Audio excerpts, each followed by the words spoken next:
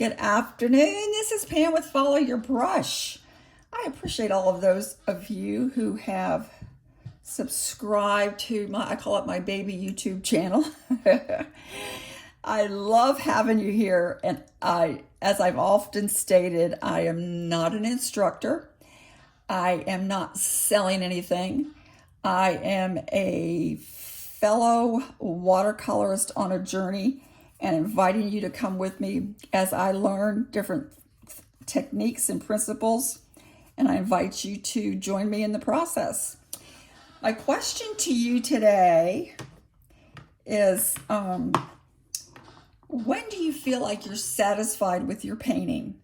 Not comparing it with someone else, not comparing yours to another artist that you admire. Certainly don't compare myself to Monet or Van Gogh or anything. I'm learning the principles, the basic principles as I go. But when do you feel like you finally, quote unquote, got it? That's the question I'm asking you today. I'm working on value studies, one of my least favorite topics. But I'm learning that if I don't understand this principle, I'm not going to really be able to continue my own journey to my satisfaction. Everybody's watercolor journey is their own. And it's like snowflakes. Each one of us is different. And like if you had children, one child got their teeth at a different time than another. And that's the way we are with our painting, I feel like anyway. We're each on our own journey, and you have to find what satisfies you. Paint for you. That's what I do. I just paint for myself and learn as I go and encourage myself in what I've done. I do take lessons, some online courses, and but I paint till I have the smile on my face and the feeling in my heart. So I'm learning values because I need to.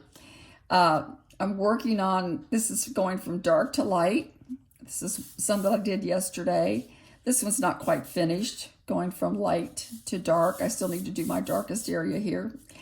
I have a bad habit of not letting them dry, so I had to stop and let them dry. This is almost finished, not quite. This one I think is probably finished, light to dark. And I like that. So I'm feeling a little better about that. I know I still need to work on some more. Here's another one I did last evening. Just, I always tell my daughter I'm just playing, but trying some different colors, the same type of principle. But then let me show you this one. Without thinking, in November, without concentrating on my values or concentrating on principles, just doing a spontaneous painting, I painted this. Just loose and free and wet, and I love it.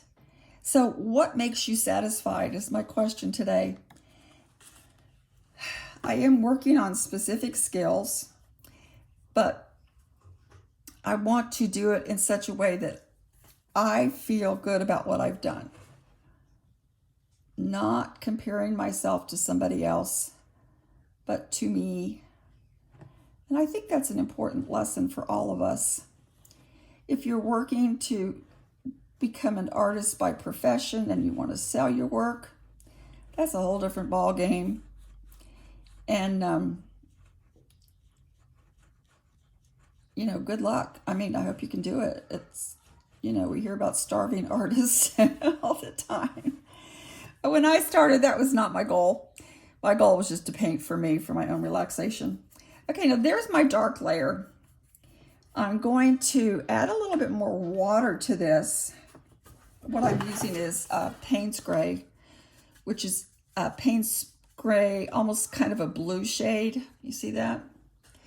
But I am going to add some more water because I'm going to loosen this up here and water this down so I can get a nice lighter shadow or color in my sky. Watercolor will dry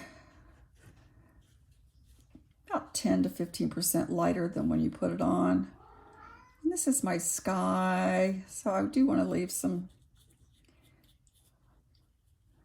kind of want to have some strokes coming down this way. So going from light to dark, that is my challenge to myself this week, is my values.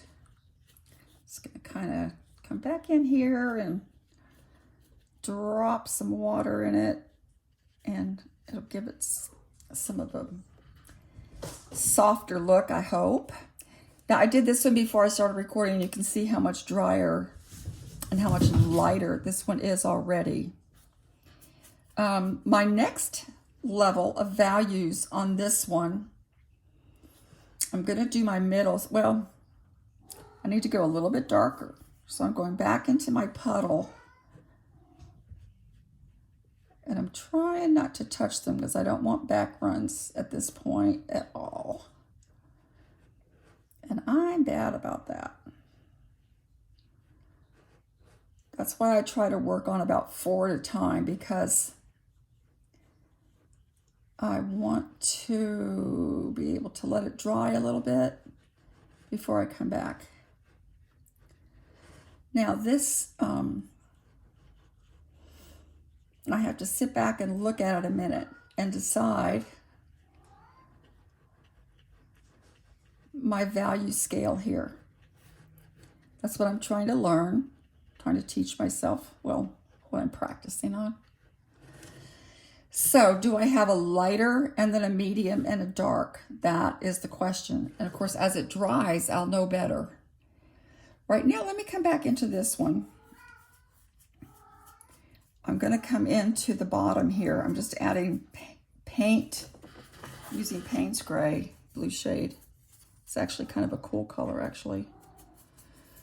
Going to add more pigment and less water. And let me do this bottom part while it's dry. I'm also trying not to be a dib-dabber. Trying to go in with my smooth strokes.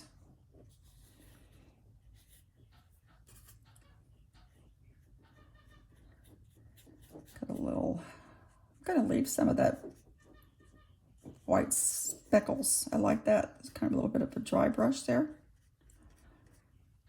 I think it adds a little bit of character. So I'm going to leave that, but this should be darker. But if I keep messing with it while it's wet, I'm going to mess it up.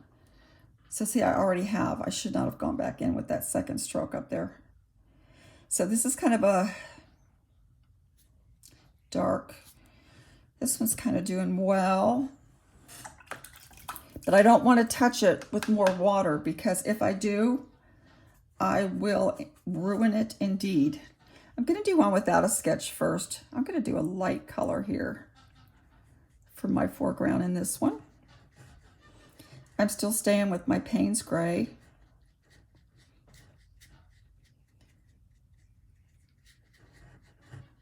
And do a little bit of a lighter color. Going back into my paint. Try not to touch this here. Let me just do it up here. I don't want my edges to touch. I'll try to leave a little white space there and just kind of go straight across without going into my previous layer.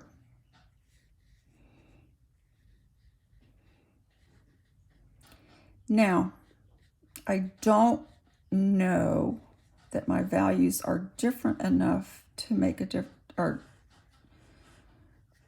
paint mixture. Well, maybe it may be a little bit darker, huh? This is lighter. What I'm trying to challenge myself to do is to get the values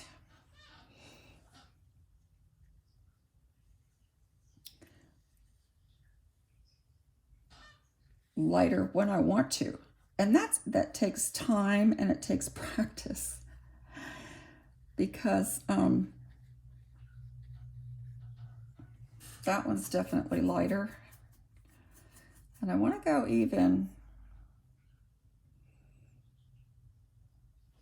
This actually is darker, but I'm trying to, this one I'm going to wet a little bit for my sky. I'm going to do it that way.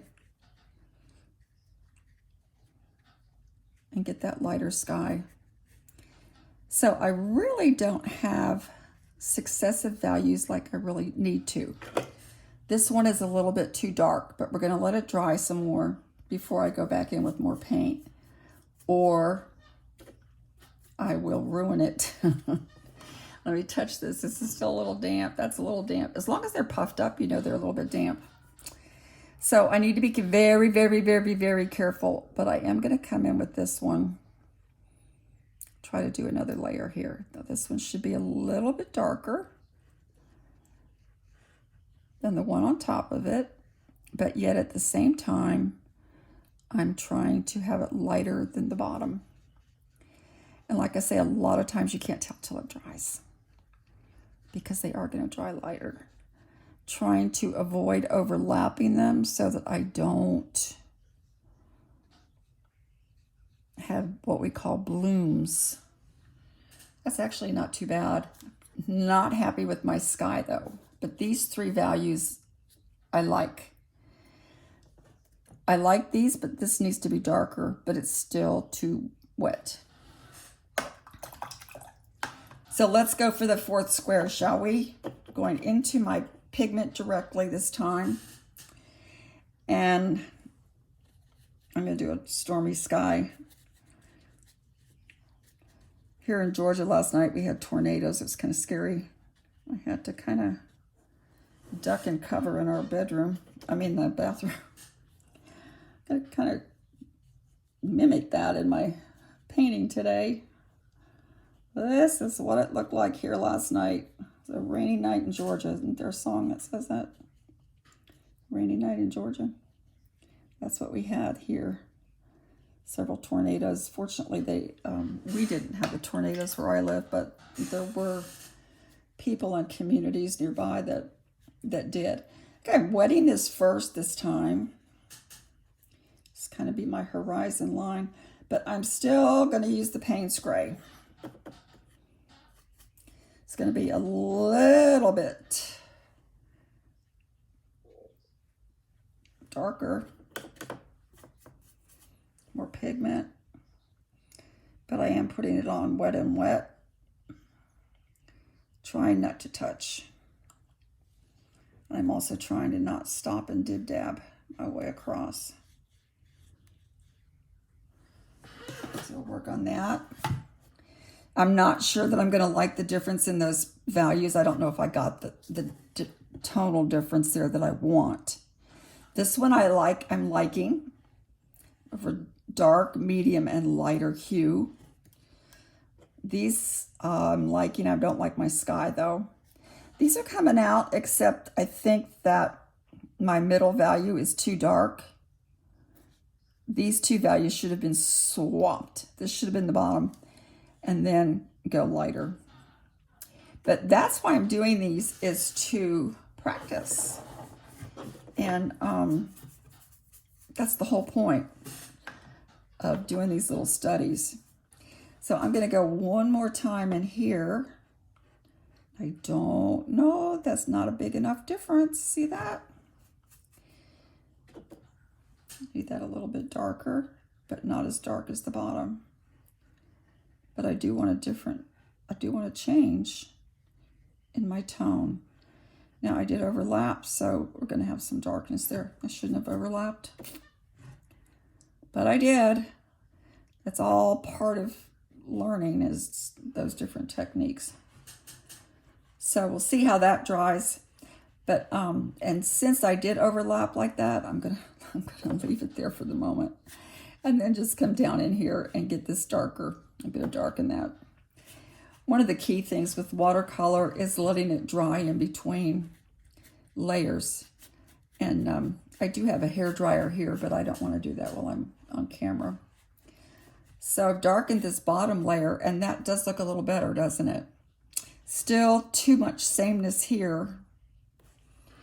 I can, let's see, let me go back in here. Well, I don't don't think I have it. I have to let it dry to determine whether I really do. It's, to me, it's a great idea to do this with, I really messed this one up because see how I'm overlapping everywhere? And then you get those lines. This is a don't do as I do video. I'm going to come back over to this other one here on the right for just a second. This one I want a little bit lighter, a little bit happier with the tones on tonal hues on this one, but not totally satisfied. But you know, you just keep doing it until you feel like you got it. I heard of some of you may watch or listen to Ian Roberts. He was talking this morning about how if you're painting, just like if you're taking piano lessons or something, you might have a difficult area and you just keep working on that till you get that down. And that's kind of the way it is with painting. If something you're not good at, just embrace it, go at it, work at it, until you can kind of do it without thinking. These values are a little better, not real crazy about them. See, I'm getting blooms here because I went in too soon. I'm not letting it dry. This one, I've got my values reversed. So there's just an example. I'm learning as I go. I do have an instructor, believe it or not, and he will help me to evaluate what I'm doing and what I can change. But a lot of it is self-critique. When you paint, at least I do, I know inside if I haven't really achieved what I wanted to achieve. It's just that factor, that deep sigh. This I loved, and that was spontaneous. These I'm working on, and I'm trying to be intentional. I think we need both in our practice, playtime and homework, as it were. Keep yourself informed. Find an instructor or mentor that you enjoy. I also like to watch Steve Mitchell and Ron Yankowski, both on YouTube. So take advantage. And Jenna Rainey is good, and Emma LaFave. Get all the information you can take in. I'm like that little robot in that movie years ago. He's like, more input, more input, more input. Number 5, more input. That's the way I am. I just need more input so that I can have the output. So have a great day. And again, thanks for subscribing and following me. Leave your comments. I do answer them. I check everyone, and I'll give you a reply. Appreciate Art Toolkit for that last video, and they responded as well. So have a great weekend, and this is Pam with Follow Your Brush. Thanks. Bye.